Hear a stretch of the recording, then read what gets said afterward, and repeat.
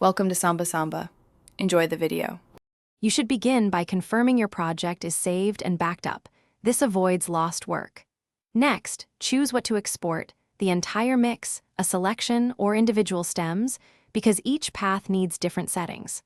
Once done, set the left and right locators to define the export region.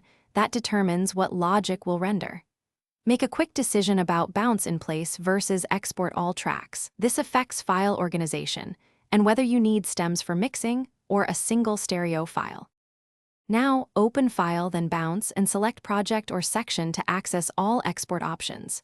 In the dialog, choose Format, WAV or AIF for highest quality, MP3 for distribution, and select Sample Rate and Bit Depth.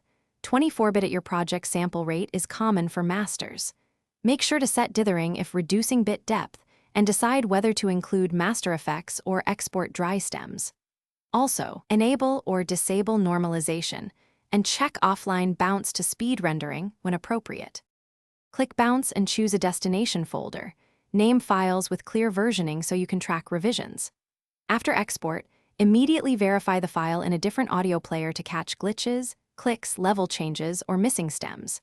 If something is wrong, go back and recheck sample rate, bit depth, and plugin latency compensation.